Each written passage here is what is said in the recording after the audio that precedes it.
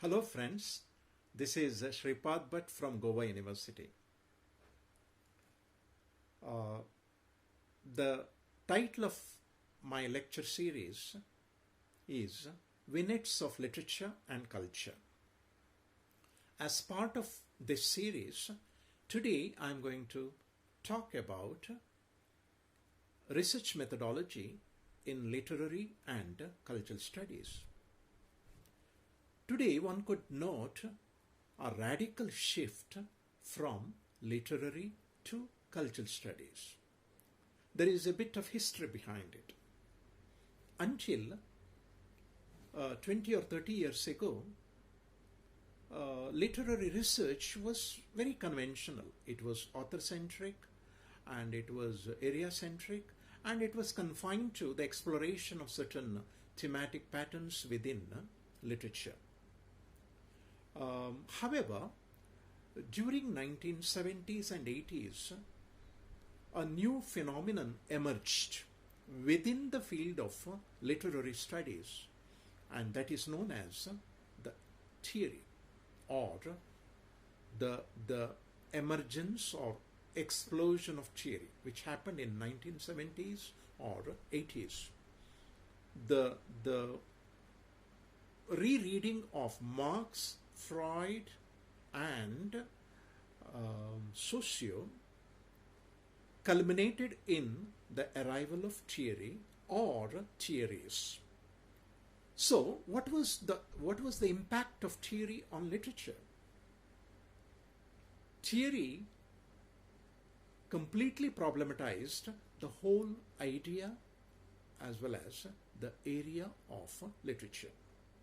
Until theory arrived, certain issues built into literature were simply assumed, but theory started questioning, examining and scrutinizing these assumptions built into literature, and in the whole process it widened the horizon of conventional literary research and studies.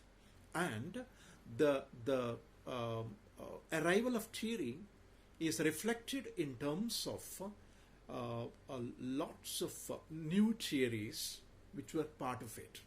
It's a family of many theories which included structuralism, post-structuralism, modern Marxism, psychoanalysis, new historicism, deconstruction, feminism, cultural studies, hermeneutics, gay and lesbian studies, post-colonialism, eco-criticism, postmodernism, and so on.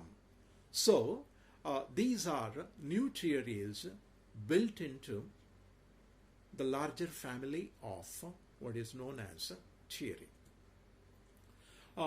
You also witness the emergence of new areas like post-colonial studies, gender studies, cultural studies, linguistic studies, and of course English language teaching. Now the most important question is this, or you could call it the million-dollar question. Is there a method of studying literature? Is there any settled method or defined method of studying literature? Of course, methodology is a settled issue in social sciences and humanities.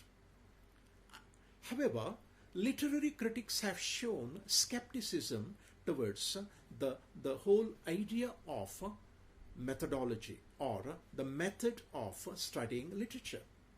Let me draw your attention upon the famous Lewis-Renewelek debate, which happened in 1940s or 50s in England. Lewis published Revaluation, which was the revaluation of the 19th century romantic poets like Shelley, Keats, Byron, and so on and so forth. And Renewelek, who was a young upstart critic at that time, asked F.R. Lewis to clarify his theoretical position, or what is your theoretical or philosophical position? Can you clarify your yardsticks in terms of which you consider Keats as a great poet, and you also consider Shelley as a failure? And F.R. Lewis wrote a reply, and later on it was published with the title Literary Criticism and Philosophy. Here he very clearly says, literature does not invite the reader to think about, he invites the reader to feel into. So, when literature or the experience of literature becomes a question of feeling, well, the methodology, there is no room for methodology there. So he dismissed the whole idea of methodology. But that way, F.R. Lewis is, he presents himself as a very clear anti-theorist. But ironically, even an anti-theoretical position itself becomes a theoretical position. There is nothing outside theory. So, there is no escape from theory, so to speak.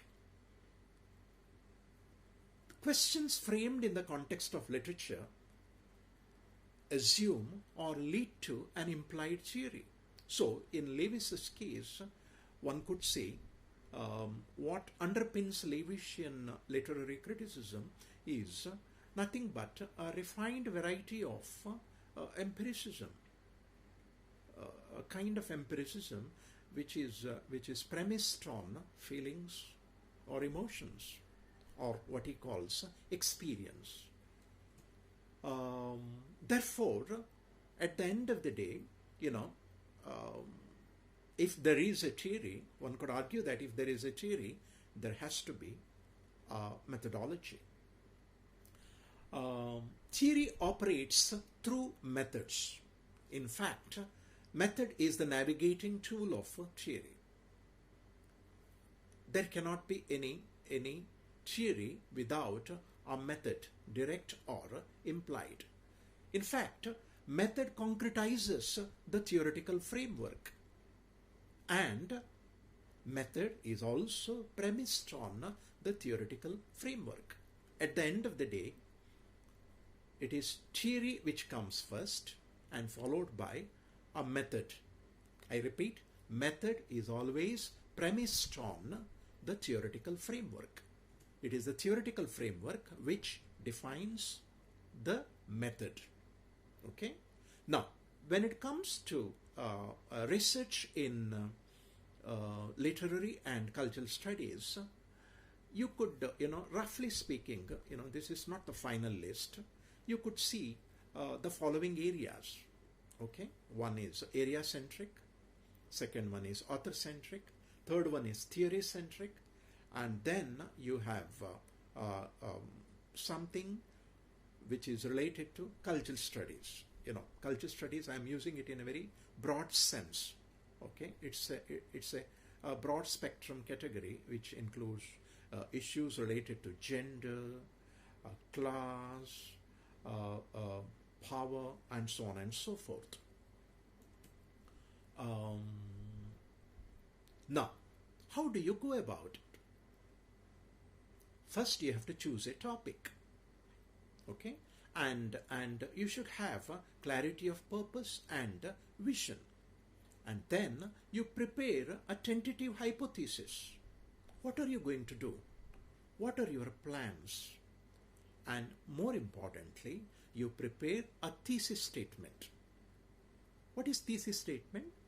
The central argument which is encapsulated in a sentence or in a couple of sentences. Okay?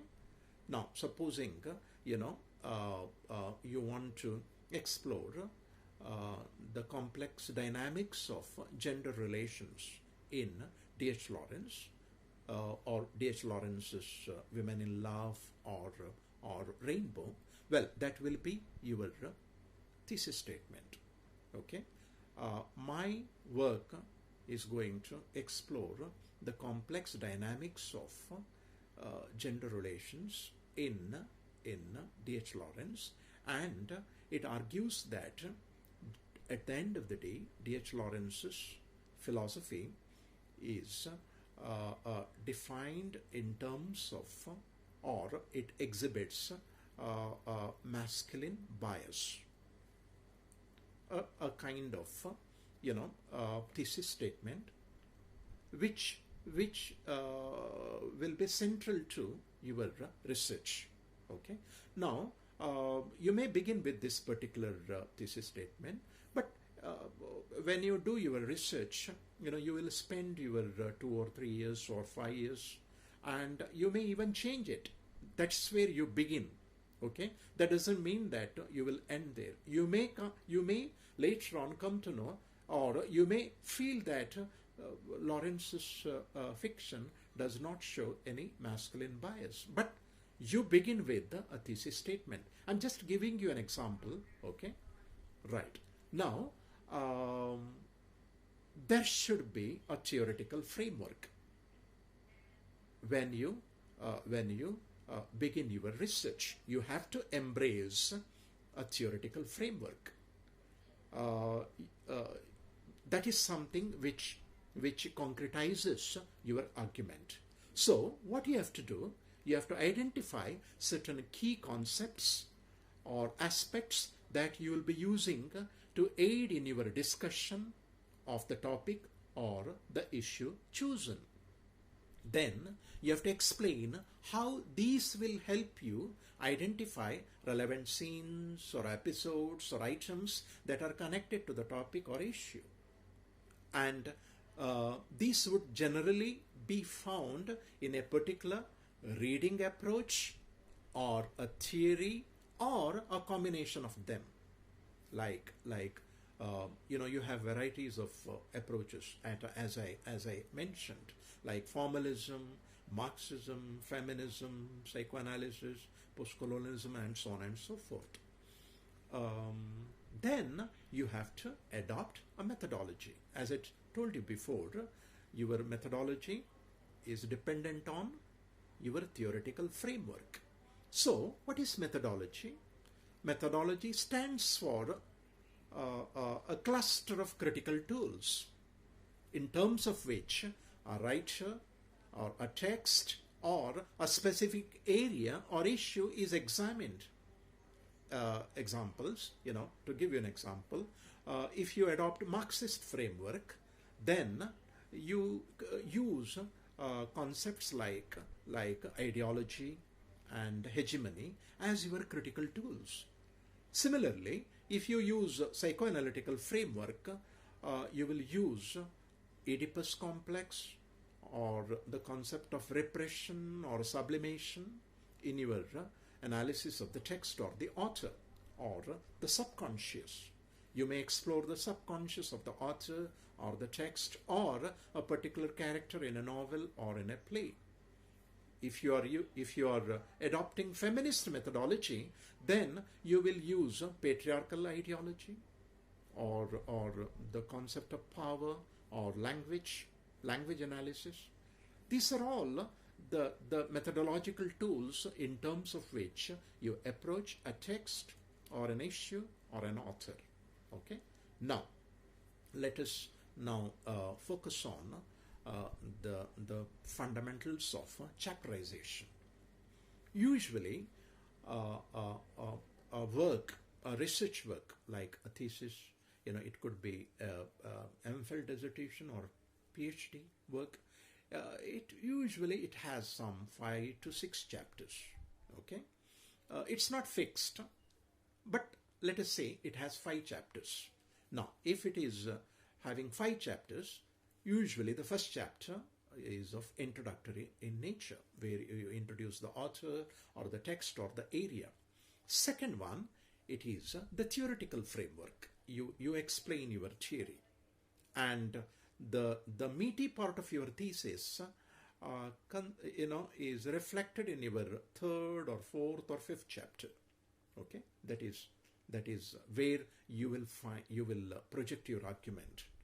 And of course, the final chapter, that could be fifth or sixth, wherein you bring all the loose threads together. Okay, concluding chapter. So this is, by and large, the structure of your thesis. And we usually say it is funnel shaped. It is broad based, and slowly, you focus on your argument, and you expand on it.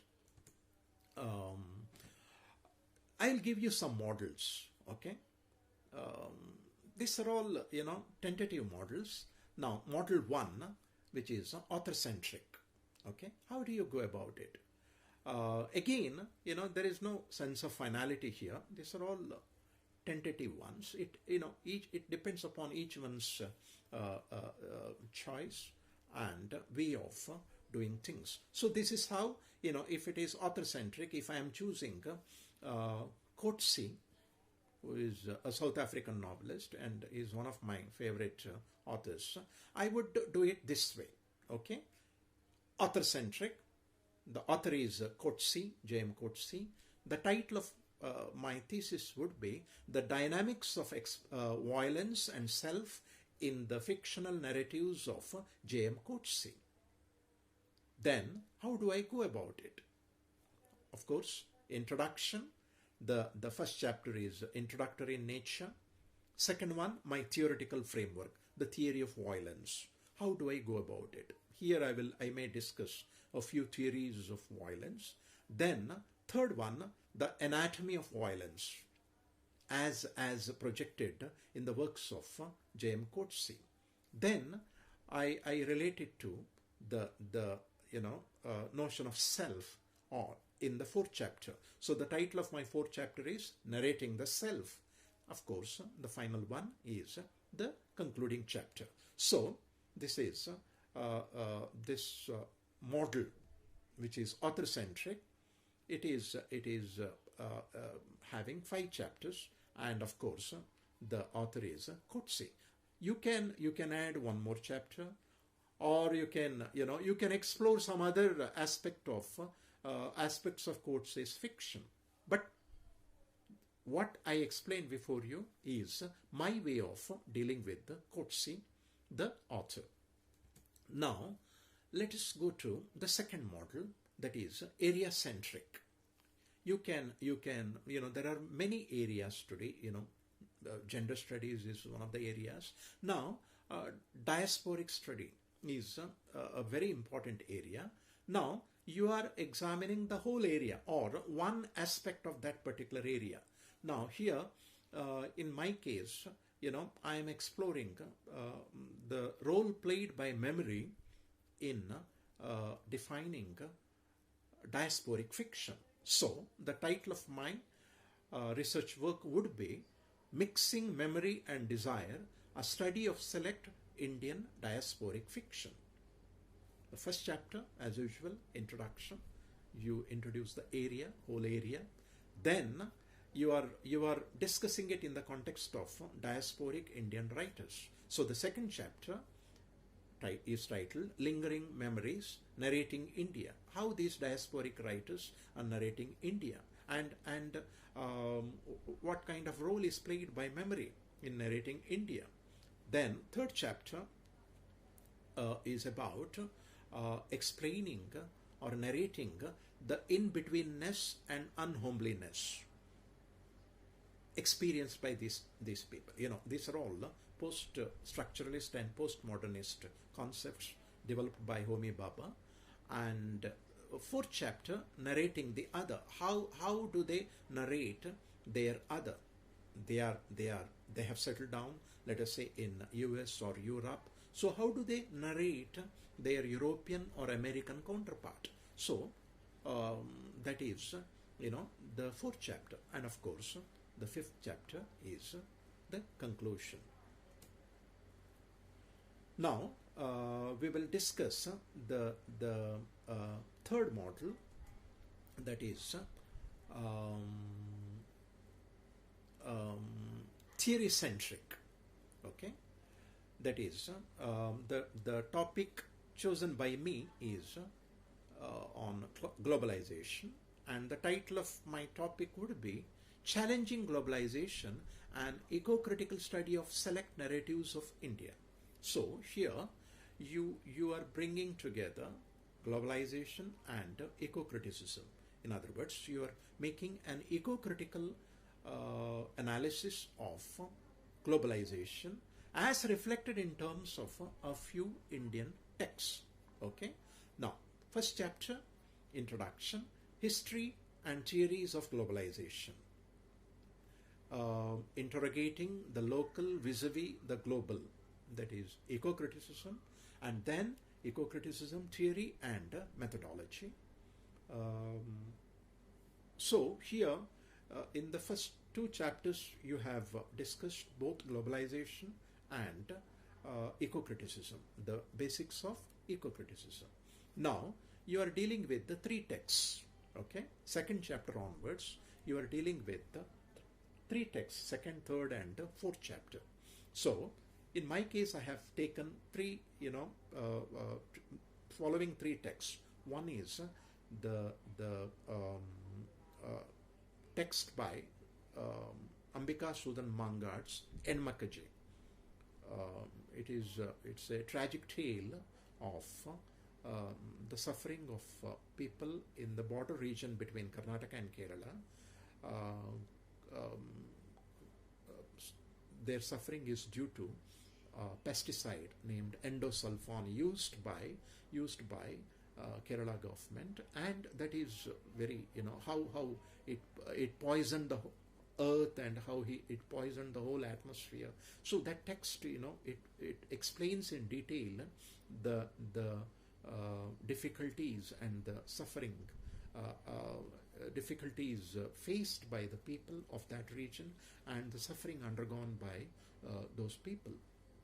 Second text is by a Goan writer, an eminent Goan writer, Pundlik Naik, his novel Upheaval.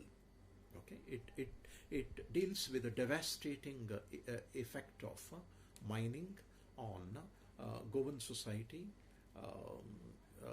from 1960s and 70s onwards.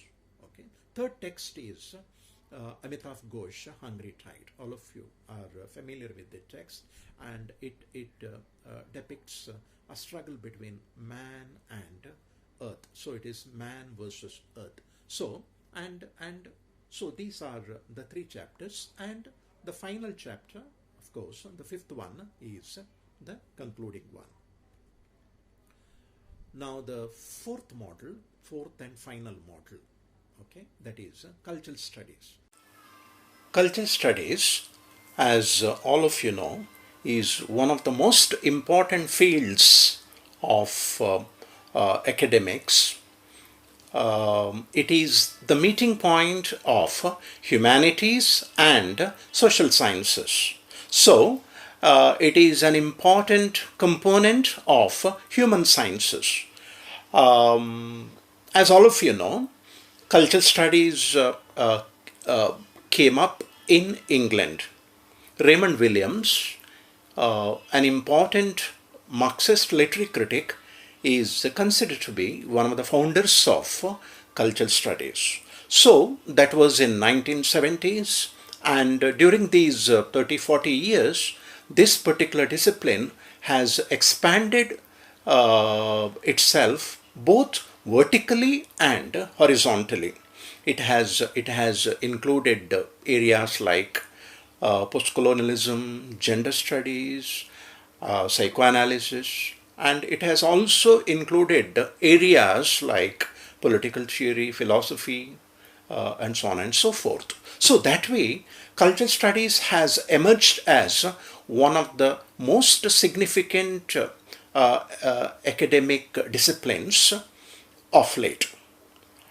And in fact, many departments of English in England and the United States have rechristened themselves as departments of cultural studies. It's mainly because literature is a component of cultural studies. Literature is part of culture, and therefore the exploration of literature becomes a component of, a part of cultural studies. So that way, cultural studies foregrounds several important issues which have traditionally remained outside the entire realm of literature. And therefore, I would rather say, that should be the focus of research by the present generation of students. Now, how to go about it? That is the question. In a traditional research, you can pick up a writer, an author like Shakespeare, or a poet like Wordsworth, or a novelist like R.K. Narayan, and work on him. Now, do you replicate it in culture studies? No, that's not the way you do it.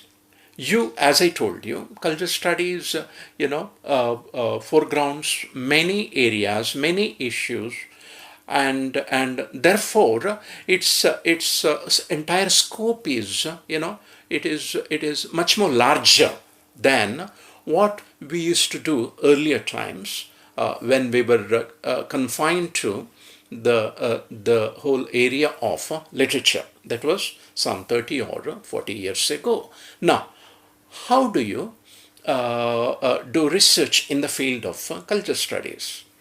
Now, I'll give you one example, one model. This is my fourth model. That is one topic in the context of India. Remember, culture studies does not focus on the issues of the past. Okay? Culture studies is an engagement with the contemporary culture. And more importantly, as a cultural critic, you focus on your culture. You don't focus on the culture of somebody else. For instance, as an Indian, you are expected to focus on your culture, not on American culture, because that is their job. They are expected to do it, and they can do a better job of coming to grips with the issues built into their culture.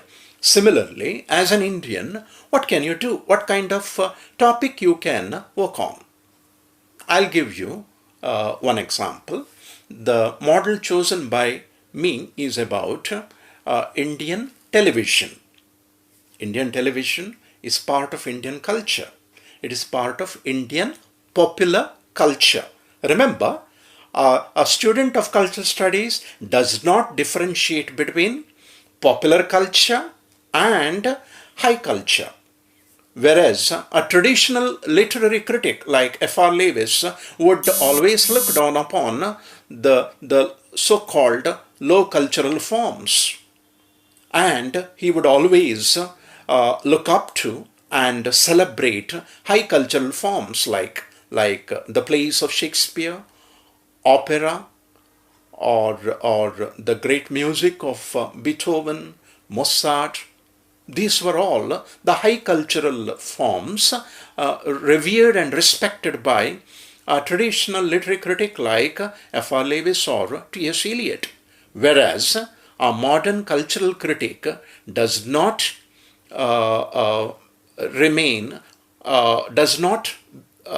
differentiate between low cultural forms and high cultural forms.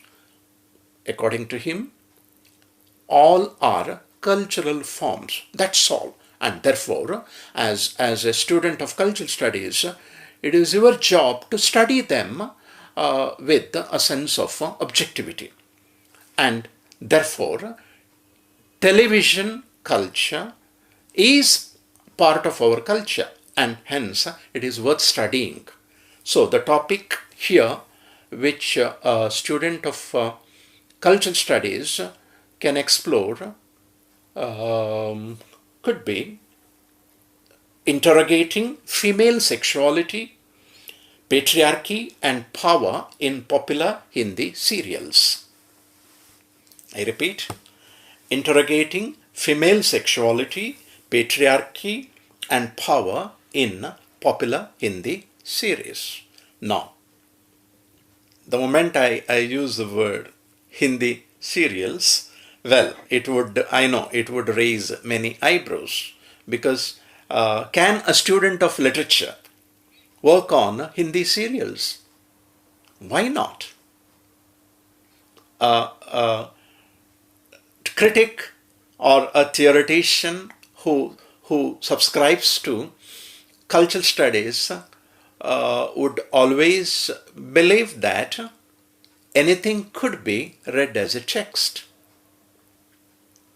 Television serial could be read as a text. So whatever methodology you use in the analysis of a poem, you can apply it here also. So there is absolutely no issue at all, absolutely no problem at all. So I repeat, interrogating female sexuality, patriarchy and power in popular Hindi serials. So at the end of the day, the most important question would be, what are you going to do with these Hindi serials? You are not going to narrate the story, right? That's not your job as a researcher. You are going to explore certain issues built into these serials. The issues like sexuality, the issue like patriarchy and power.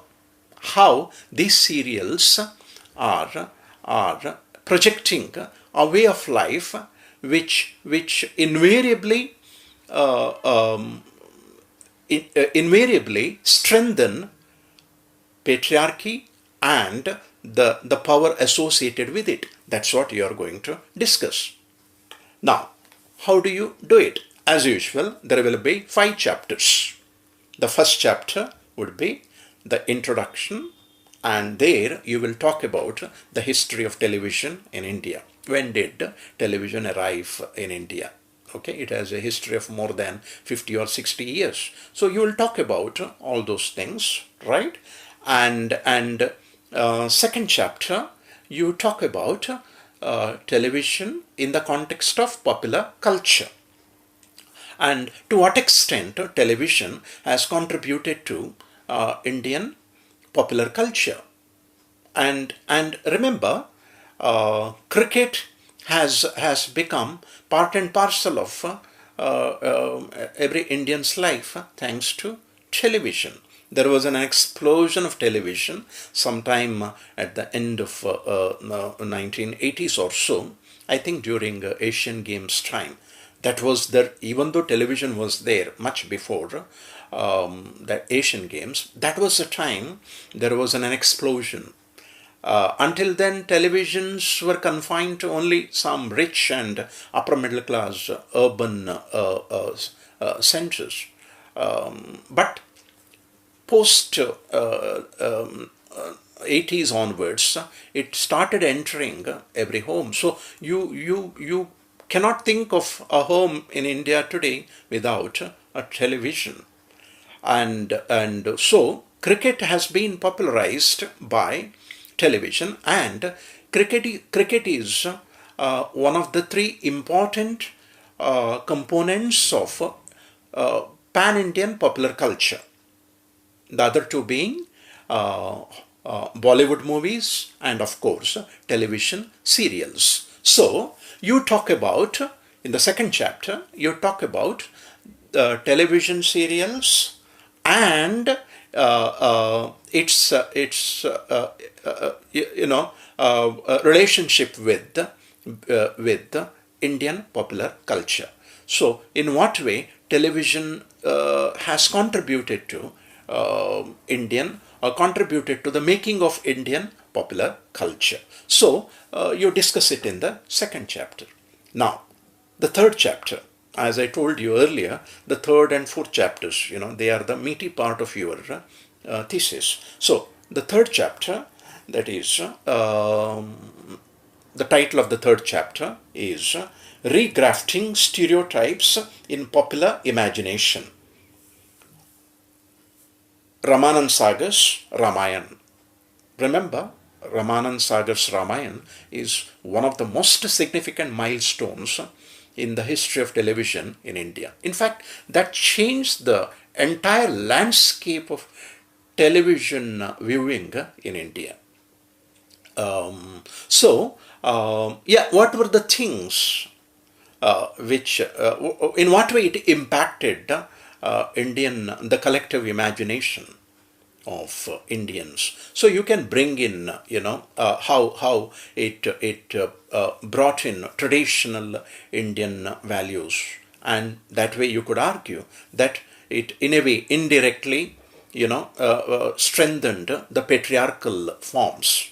Okay, so you will bring in these issues while discussing Ramayana. Now the next one, fourth chapter, myth of negotiation, patriarchy and power in Ekta Kapoor's teleserials. So this is the fourth chapter. I repeat, the myth of negotiation, patriarchy and power in Ekta Kapoor's teleserials. Now, Ekta Kapoor, her serials, they are very popular. In fact, in every regional language, you will find the local version or the dubbed version of her serials. So, most of them are dismissed as a stereotypical Saas Bahu sagas. Yeah, they are, but as a student of cultural studies, you are interested. What are their impacts on Indian society? In other words, what are the issues the so-called Saas Bahu serials of Ekta Kapoor foreground? Okay, so for instance, to give you one simple example, there may be in her serial, there may be Bahu who is foreign returned, who has an MBA degree from Harvard or Oxford, and she comes back home, and she is a prominent chief executive officer, CEO of an important multinational company, and her male colleagues, they are terrorized by her because she is impeccably professional. Now, when she comes back home, she removes her office dress and wears a sari and touches the feet of her husband and her in-laws and observes all the rituals like Karwa Chauth and so on and so forth. Now, what do you make of it? Now, here there is a clear division. Professionally, yes, she is a typical and quintessential modern woman.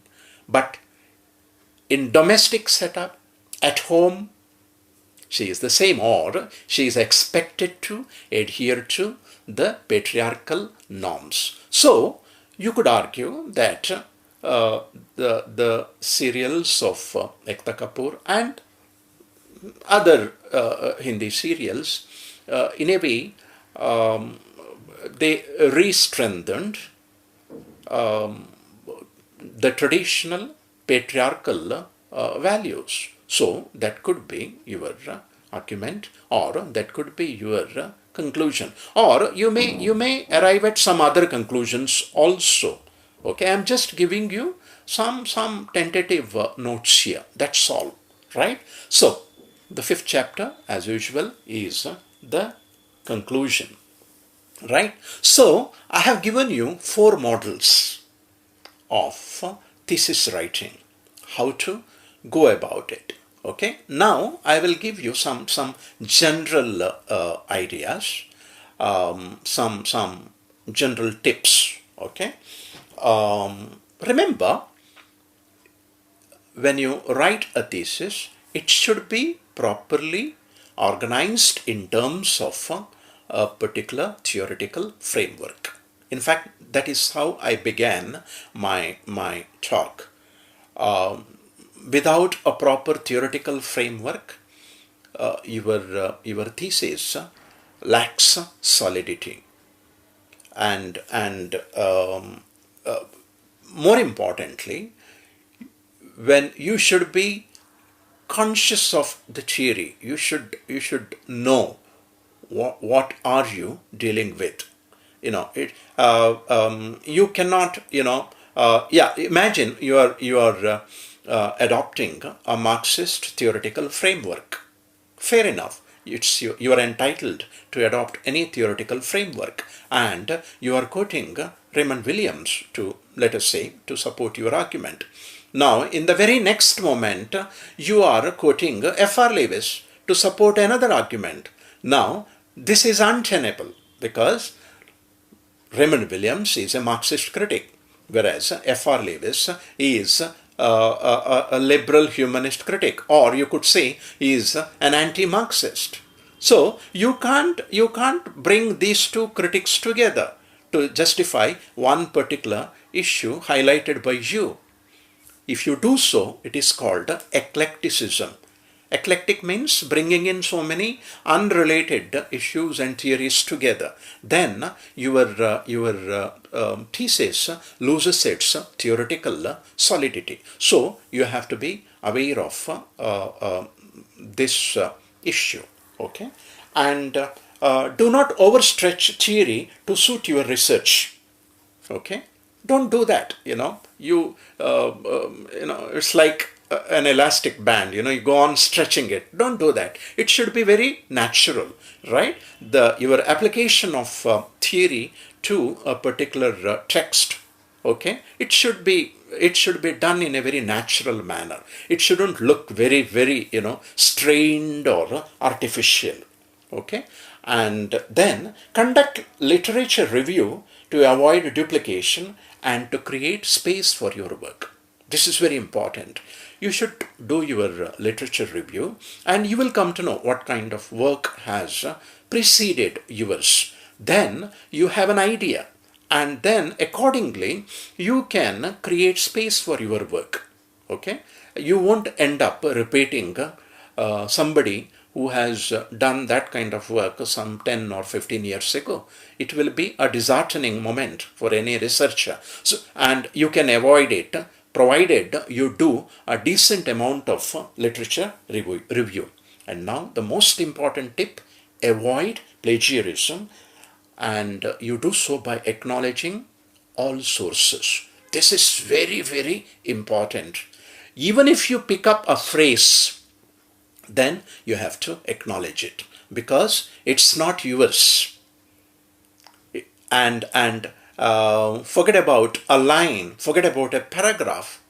Even if it is one single phrase, then you have to acknowledge it. And there is nothing wrong in acknowledging it, because honesty is the best policy. So honesty is an important virtue in human life, and particularly in academic life. Your academic integrity, that's something which gives identity to you. Okay, as teachers, we have to, we live for pride, and what makes us proud is our knowledge and our academic integrity. And therefore, as a budding researcher, try to avoid such moments where you are tempted to plagiarize. Okay, if you borrow, acknowledge it. It is as simple as that. And quote accurately. If you want to quote a critic or somebody, quote him accurately without omitting a single comma or semicolon or full stop. And if you quote, remember, do not let the quotation speak for you either. If you quote, explain it. Just don't quote and leave it there itself. The quotation shouldn't be hanging there. Explain and you explicate. So that quotation, the presence of that quotation should be explained. Okay, so elaborate on their specific details as far as possible. Okay, now let me conclude. Your, you know, thesis is your work of art. Okay, and it should be like a well-wrought urn. Whom I am quoting? It's a phrase, famous phrase from T.S. From Keats. Okay, well-wrought urn, and it's also the title of one of the books by an eminent, formalist critic. A poem is like a well-wrought urn. Right? Now, your thesis also should be well structured. It should be like a well-wrought and beautiful urn. And it is a structured narrative with a central argument or thesis. So, there should be a central argument, or that is your thesis, which holds your entire argument together, which holds your thesis together. And remember, your thesis is ultimately is the extension of yourself. Okay, it's your baby. It is the very logical extension of yourself, and